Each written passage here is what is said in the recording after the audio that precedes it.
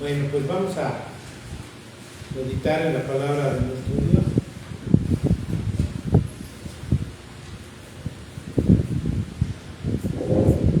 A veces hablamos de persistencia. ¿Y qué es realmente la persistencia? Es la capacidad de ser constante, valga la redundancia, perseverar en algo. Implica, hermanos, aun cuando parezca difícil, literalmente significa continuar, aunque no veas ningún beneficio de momento, pero nosotros seguimos adelante. Cuando pensamos en la necesidad de perseverar en algo, tristemente, hermanos, tengo que decirlo, la oración no suele ser nuestra prioridad.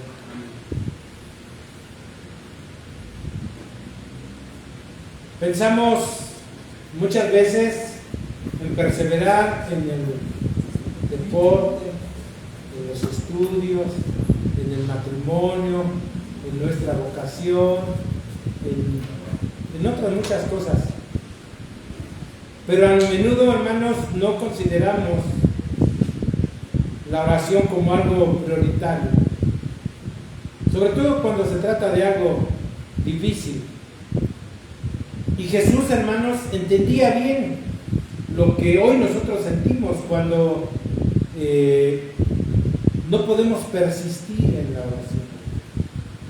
Especialmente cuando decía yo hace un momento, las cosas parecen desesperanzadoras o difíciles. Y aquí vemos en este pasaje a Jesús enseñando sobre la necesidad de perseverar en la oración. Y entonces Jesús le comparte una parábola a los discípulos para darles una enseñanza, y esa enseñanza obviamente también es para nosotros hoy en día. Cómo mantenernos firmes al acercarnos a nuestro Padre Celestial. Y pasemos a lo que dice la palabra de Dios. Aquí vamos a ver tres factores que caracterizan a un cristiano de oración persistente. Hermanos, en primer lugar, el cristiano de oración perseverante nunca se va a desanimar. Me encanta aquí cómo Lucas nos presenta la tesis de este pasaje, porque dice, también le refirió Jesús una parábola sobre la necesidad de orar siempre y no desmayar. Orar siempre y no desmayar. Aquí este pasaje no nos va a dejar con la duda sobre lo que Jesús intenta enseñar. Aquí dice claramente sobre la necesidad de orar siempre y no desmayar. Algunas parábolas son más difíciles de entender o de interpretar, pero Lucas quiere que conozcamos la idea principal de esta parábola. Incluso antes de registrar lo que Jesús dijo, hay dos mensajes principales que aquí Lucas nos da con respecto a lo que sigue en la parábola de Jesús. Este concepto de orar sin cesar, hermanos, quiero aclarar que no significa que debemos estar continuamente parloteando con Dios, ni que debemos mantener la cabeza inclinada o postrados en el suelo. Significa que debemos de estar continuamente en comunión con Dios. Siempre debemos de ser conscientes de su presencia, esa presencia constante en la vida de nosotros, y conversar con Él a lo largo del día. Nunca, hermanos, y eso ténganlo muy claro, nunca estamos solos. Él siempre está con nosotros. Cuando persistimos en la oración, hermanos, a veces nos podemos sentir tentados a desanimarnos y a veces hasta aventar la toalla y decir, pues es que no le veo el resultado a esto. Sin embargo, el remedio mismo para este desánimo es esa oración constante. La comunión con Dios, hermanos, es la cura del desánimo y del desaliento. Tenemos que ser constantes. Creo que es importante, hermanos, que entendamos el contexto de la parábola que vamos a meditar en esta tarde. Jesús acaba de terminar de enseñar a sus discípulos sobre el reino de Dios al final del capítulo 17. Bueno, esta parábola es una realidad, es una continuación de esa enseñanza. Podemos observar el mundo actual, hermanos, y encontrar muchas razones para desanimarnos. Vemos a cristianos perseguidos en todo el mundo. Muchos están en prisión, mientras que otros son martirizados también a diario. También vemos que parecemos estar perdiendo la guerra cultural en nuestro país con la propagación de la perversión sexual, el aborto, las ideologías de género y otras ideologías impías que hoy hasta se han legalizado, pero que no por eso quiere decir que son correctas. Cuando nosotros consideramos realmente dónde estamos hoy en día, en qué mundo estamos viviendo, hermanos, podemos fácilmente desanimarnos. ¿Saben? Hay gente que pone su confianza en los políticos y el político falla. Hay gente que pone su confianza en su dinero, en su negocio. Y lo vemos constantemente, hermanos, cómo todo lo que para ti es la base de tu confianza puede llegar a perderse. Por cierto, aprovecho para decirles que estemos orando por nuestros hermanos de Costa Rica, de Veracruz en general, pero específicamente Costa Rica. Ahí tenemos iglesias presbiterianas que fueron totalmente destruidas por las inundaciones y todo eso. Y a veces, hermanos, lo que nosotros creemos que físicamente tenemos estable, nos damos cuenta que en un abrir y cerrar de ojos todo se va a terminar. Gente que tenía un buen negocio y que perdió todo con la inundación. Gente que tenía una linda casa y que con un derrumbe se vino todo abajo. Gente que confía en su dinero, en su capacidad, y que nos damos cuenta, hermanos, que nada de eso nos da estabilidad.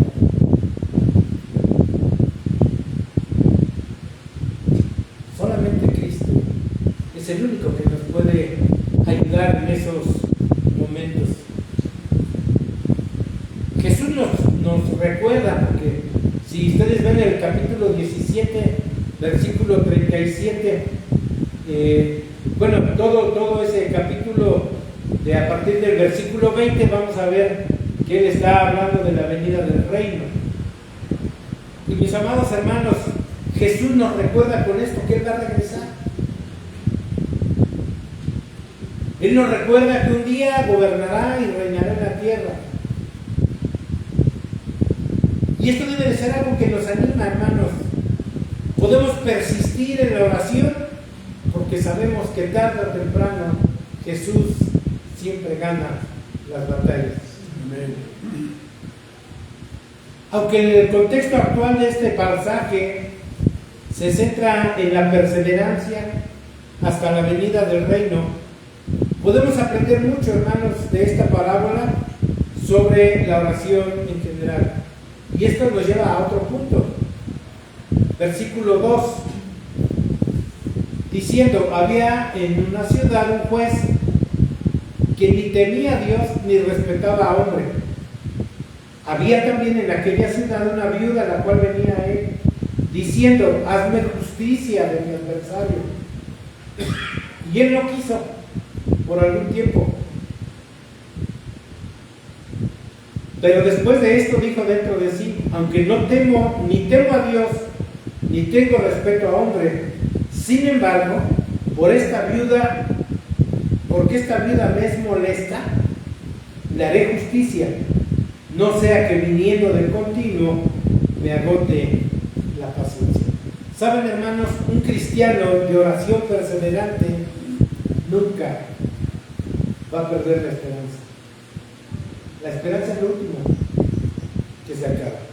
Jesús comienza a enseñar esta parábola y ahora yo quiero decirles, hermanos, que deben de recordar ustedes que las parábolas son historias ficticias diseñadas para enseñar un punto, concretamente, hermanos, a veces puntos teológicos. Para eso son las parábolas. Se nos presenta un juez de cierta ciudad que dice la Biblia que no le temía a Dios, que no respetaba a los hombres. Este juez pensaba solamente en sí mismo. A él no le importa a Dios, no le importa a la gente. El juez solamente busca su beneficio personal o su propio beneficio. Y esta descripción del juez, hermanos, si nosotros lo vemos así, como cualquier ciudadano, hombre, hermanos, es una descripción inicial de este juez bastante sombría. Contrasta marcadamente con esa acusación que tiempo atrás el rey Josafat, el cuarto rey de Judá, había dado a los jueces durante su reinado. Ahí en el segundo libro de las Crónicas, hablando de este rey Josafat, dijo a los jueces, Josafat le dijo a los jueces: consideren lo que hacen, pues no juzgan en nombre de los hombres, sino en nombre del Señor. Él está con ustedes al juzgar. Ahora bien, que el temor del Señor los acompañe. Tengan cuidado con lo que hacen, porque no hay injusticia con el Señor nuestro Dios, ni parcialidad, ni aceptación de soborno. ¿Qué les decía Josafat en este tiempo a los que eran jueces? Deben de actuar conforme a lo que Dios les indica, porque Dios está presente todo el tiempo. Obviamente, este juez del que habla Lucas no se tomó en serio esta advertencia, que sin duda la conocía. Se suponía que los jueces deberían de ser imparciales y estar enfocados en la justicia. Se suponía que deberían de tenerle temor a Dios. Y este juez, simple y sencillamente, hermanos, no cumplía con los requisitos para ser un buen juez, un juez honesto. Y hay una lección importante para nosotros en esta descripción. No se puede amar verdaderamente al prójimo si no amamos primero a Dios. Y esto debemos de tenerlo siempre muy claro.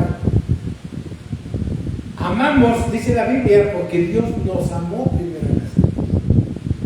Si no hay amor de tu persona hacia los demás, difícilmente vas a hacer bien las cosas, hermano. No necesariamente que seas un juez. Si tú no tienes amor por los demás, la actividad que tú hagas la vas a hacer al aventón.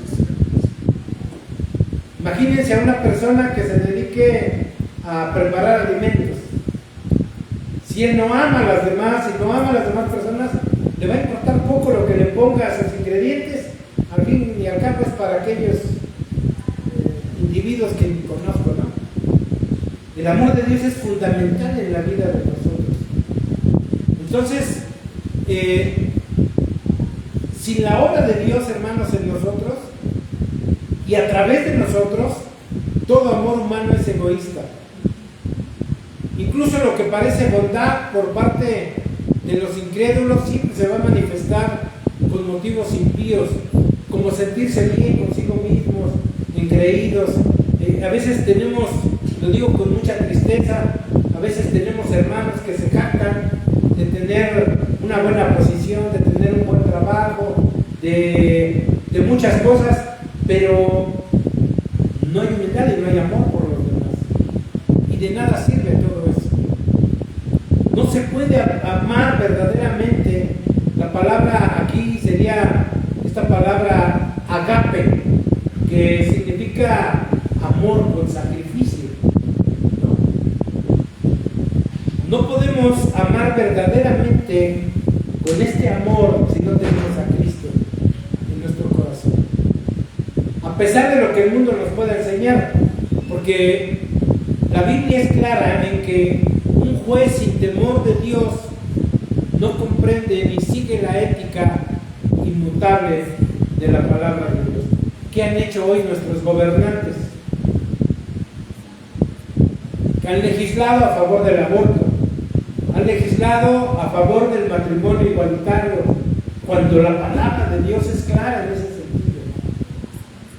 Y si no quieren ser religiosos y dicen, no, pero a mí no me hables de la Biblia, tu Biblia guárdala. Bueno, yo quiero decirles, hermanos, no sé si yo le moví algo. Entonces, hermanos, no podemos nosotros entender lo que ellos hacen cuando esto va en contra de Dios. Pero si yo cierro mi Biblia y solamente con la lógica y con la naturaleza, yo puedo decirles están equivocados. Porque todo, hermanos, fue creado por Dios. Y Dios tiene un concepto claro de las cosas. No podemos cambiar los conceptos de Dios. No podemos nosotros legislar y decir, es que esto es bueno porque todos estuvimos de acuerdo. Hermanos, nosotros somos una iglesia, ¿se acuerdan cuál es nuestro sistema de gobierno? ¿Cuál es nuestro sistema de gobierno como iglesia presbiteriana? Democrática, representativa. ¿Qué quiere decir? Que lo que la mayoría decide y recae en una persona, él nos va a representar, ¿no? Mucha gente dice la democracia es lo mejor que le puede pasar al mundo. Pues la verdad es que no es de los mejores sistemas de gobierno. Ya lo vemos. Y lo vemos en la historia y lo vemos en la Biblia. Porque quien esté a favor de que la democracia es lo mejor que puede pasar en un pueblo, en una nación, ¿por qué entonces cuestionamos que Cristo fue crucificado? Si democráticamente eligieron que Cristo fuera crucificado, que soltaran a Barrabás, la mayoría votó a favor. Entonces, ¿por dónde está el problema? Porque, mis amados hermanos, cuando hay desprecio por la autoridad de Dios y por su palabra, nos lleva a cometer actos atroces e inimaginables. Por eso nuestra cultura ha llegado hasta donde está hoy. Por eso nuestra iglesia ha llegado hasta donde está hoy. Muchos de nuestros líderes políticos y jueces pues no le temen a Dios. Hermanos, yo no puedo decir de un gobernante que dice que es cristiano y que tiene a todos los brujos aquí atrás haciendo rituales para que lo protejan y para... ¿Saben ustedes ese báculo que están utilizando el poder santero que tiene eso? Eso es santería. Ni siquiera es un ritual de un pueblo. Eso es santería, hermano. Pero mucha gente no lo sabe o mucha gente no lo quiere ver. Pero son los que nos gobiernan. Y aquí este juez, hermanos, está actuando de una manera terrible, porque en la antigüedad, hermanos, las viudas eran las personas más vulnerables e indefensas. Aunque quiero decirles que la ley del Antiguo Testamento instaba a brindarles cuidados y protección especiales. Pero ya para este tiempo la gente había cambiado los mandamientos de Dios por costumbres de hombres. Encontramos aquí, hermanos, en el versículo número 3, una viuda de la ciudad que sigue acudiendo al juez pidiendo justicia contra su adversario, dice, ¿no? Y aquí hay una conjugación, es un pretérito imperfecto, cuando dice continuó acudiendo. Ella fue persistente. a pesar de saber que este hombre era malvado, era perverso, era rebelde, a pesar de que su situación parecía desesperada para que se hiciera justicia, ella continuó yendo con este juez. De hecho, hermanos, el que ella haya ido sola, que no iba representada por ningún hombre, esto nos muestra, hermanos, su nivel de indigencia que esta mujer tenía. Estaba totalmente sola, estaba totalmente indefensa. El tribunal era un sector de la sociedad dominado por hombres. Una mujer no se acercaba al tribunal a menos que no tuviera un familiar masculino que la fuera a representar. Esta viuda sin duda comprendía que su situación era, en el mejor de los casos, desoladora y en el peor, aparentemente imposible que pudiera tener solución a su problema. Probablemente no tenía ni siquiera dinero para pagarle al juez. No tenía influencia política para que le ayudara. Entonces, esta cuestión legal sin duda no era ni siquiera importante para el juez. Lo más probable es que esta mujer iba a acusar a alguien que había abusado de ella, que le debía dinero o que le había despojado de algo, porque era lo más común. Este juez malvado y perverso se mantiene firme al principio. No hay nada que pueda hacer por ella, así que le empieza a gritar: dígale que no estoy, que regrese al rato, ¿no? Parece que no se la quita de encima hasta que llega un que dice: ya me tiene hasta el gorro, ya tengo que deshacerme de ella. ¿Y cómo? Pues la voy a atender, voy a escucharla para poder porque dice la Biblia que el hombre finalmente decide hacerle justicia para que ella no lo derrote con sus continuas venidas, para que no lo haga quedar mal. Es lo que dice la Biblia, para que no lo haga quedar mal con los demás. Y el juez usa este término refiriéndose a que no lo agotara, no lo cansara con su persistencia, probablemente hasta un indicio de vergüenza pública para él. Porque ella va todos los días. Esta viuda persistió y no perdió la esperanza. Nosotros debemos persistir en la oración, no perder la esperanza. Saben, hermanos, yo les quiero decir algo, ténganlo bien grabado. Si ustedes piden a Dios algo, tarde o temprano Dios les va a cumplir lo que ustedes están pidiendo. Puede pasar algo, que a muchos no les gusta. Puede ser que ellos no vean la respuesta de Dios. Puede ser que ustedes no la vean ya, pero Dios se las va a contestar. ¿Saben, hermanos, el hecho de estar uno aquí parado frente a ustedes fue un proceso de muchos años de oración de una mujer que todo el tiempo fue temerosa de Dios, orando por su esposo y orando por nosotros, sus hijos. Todo el tiempo estuvo orando por nosotros. Yo les quiero decir que mi madre ya no me alcanzó a ver sirviéndole al Señor en la iglesia. Mi madre se fue de este mundo, pero ni siquiera me vio bien estable, dejando mi vicio de tomar y de muchos problemas que le causaba yo a mamá. Pero ella se fue con la certeza de que Dios iba a cumplir la promesa y nos iba a rescatar un día. Y nosotros, hermanos, tenemos que orar así. A veces pensamos, es que es bien difícil, a veces ni Dios lo cambia. No digan eso, no, eso es una herejía, No, sí, Dios tiene poder para cambiar hasta el más, diría clavillazo, al más mendigo, ¿sí? Al más malo, al peor de todos los seres humanos. De verdad, hermanos, Dios tiene el poder para cambiar. Y hay mamás que oran y oran y oran, y tarde o temprano Dios les va a cumplir esa oración. Entonces, en tercer lugar, hermanos, el cristiano de oración perseverante nunca va a perder de vista el cielo. Versículo 6. Y dijo el Señor, oíd lo que dijo el juez injusto. ¿Y acaso Dios no hará justicia a sus escogidos, que claman a Él día y noche? ¿Se tardará en responderles? Os digo que pronto les hará justicia, pero cuando venga el Hijo del Hombre, ¿hallará fe en la tierra?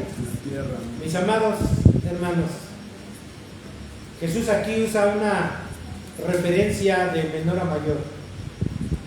Afirma que si este juez malvado dará justicia a la vida que persiste, a la viuda, que persiste, cuánto más Dios dará justicia a sus elegidos que persisten en la oración. Jesús ya había usado este estilo de argumentación de menor a mayor cuando vemos ahí en Mateo 7:11. Si vosotros siendo malos, dice, sabéis dar buenas dádivas a sus hijos, cuanto más vuestro Padre que está en los cielos va a dar buenas cosas a los que le piden. Amén. Hermanos, Jesús enseñó sobre la providencia de Dios, comparándolo con los papás. Si tú como padre eres malvado, sin duda este mensaje no es el más humanista y motivador de autoestima de nuestro Dios para nosotros como papás. Si incluso tú puedes dar buenos regalos a tus hijos, imagínate lo que Dios te puede proveer. ¿Qué hacemos nosotros por los hijos? Miren, yo siempre lo he dicho, los peores padres son los seres humanos. De verdad. Nosotros cubrimos a nuestros hijos, los consentimos, los aguantamos y a veces decimos, ya, voy a poner un alto. No, hermanos, porque el corazón se nos dobla por nuestros hijos. No, ya, ahora sí, ya. A partir de este momento, que se rasquen con sus uñas. Los ves que se están cayendo y ya vas a levantarlos. Hay una historia muy tétrica, ¿no? De un tipo que mató a su mamá y le arrancó el corazón. Y dice que se quedó con el corazón en la mano y empezó a correr y se tropezó. Y dice que a la hora que cayó el corazón, empezó a latir y dice que el corazón le dijo, hijo, no te lastimaste. O sea, imagínense ustedes, es una historia, pero es algo que refleja el amor de una mamá, el amor de un papá.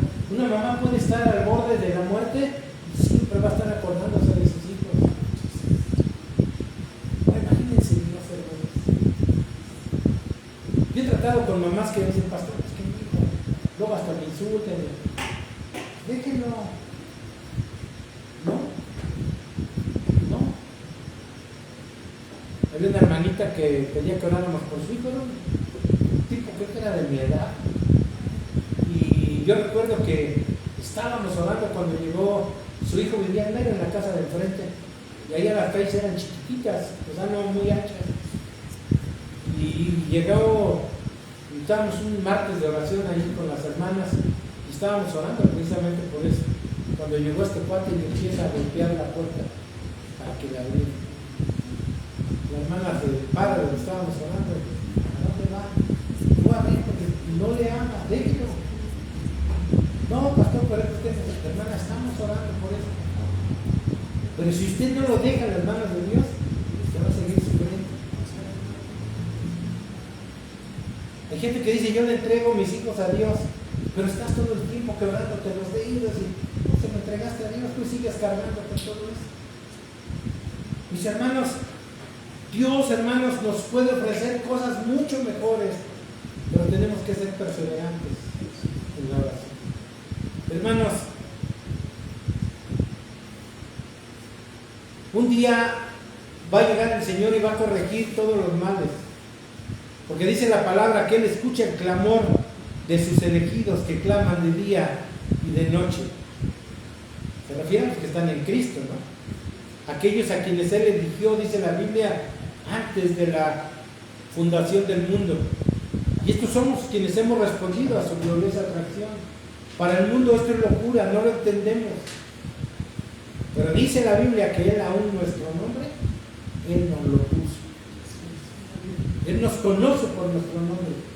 Hay por ahí una ilustración que dice que Satanás te conoce por tu pecado y Dios te conoce por tu nombre. Porque, hermanos, cuando tú le entregas tu vida a Cristo, ningún pecado, por muy grave que sea, queda sin ser perdonado si realmente te acercas y lo confiesas a Dios. La pregunta que debemos hacernos: ¿somos sus elegidos? ¿Hemos depositado nuestra fe y nuestra confianza en Cristo? Y esta palabra a menudo puede ser divisiva, ¿no? Puede iniciar guerras teológicas en iglesias, en denominaciones, pero no tendría por qué serlo. Mis amados hermanos, los elegidos del Señor son los que son salvos. Él es misericordioso, Él es bondadoso y desea que nadie perezca. Dice la palabra de Dios en 2 de Pedro 3:9. Dice: ¿y acaso Dios no hará justicia a sus elegidos, que claman a Él de día y de noche? ¿Se les va a demorar mucho, dicen, atenderlos? Él es misericordioso y bondadoso, y Dios desea que nadie de nosotros perezca.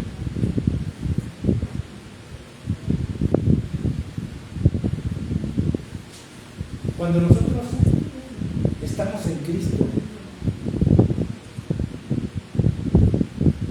es decir, que tú y yo entendemos que somos sus elegidos. Mis amados hermanos, se nos contrasta con esta viuda pobre. Pero nosotros no acudimos a Dios como una viuda pobre una vez que somos salvos. Sin duda, hermanos, nosotros venimos sin nada que ofrecer en el momento de la salvación. Porque dice Romanos 3 que nosotros no aportamos absolutamente nada para ser salvos. Sin embargo, una vez salvos, somos transformados, somos nacidos de nuevo, somos adoptados. Y ahora, cuando nosotros nos acercamos a Dios, lo hacemos como hijos adoptivos del Rey de Reyes, Señor de señores. Lo hacemos con confianza por la sangre de Jesucristo. No lo hacemos como personas impotentes, personas que ya perdimos toda la esperanza. Podemos acercarnos a ese Dios, a ese juez justo, porque somos vistos como justos gracias a la obra redentora de Cristo en la cruz del Calvario. Pero tenemos que entenderlo, porque muchos de nosotros el Señor nos ha perdonado y todavía dudamos si somos salvos o no. Si tú entiendes realmente que Cristo murió en la cruz para darnos vida, hermano, y tú has reconocido en tu corazón que Jesucristo es el Señor y el único y suficiente Salvador, hermano, estás del otro lado.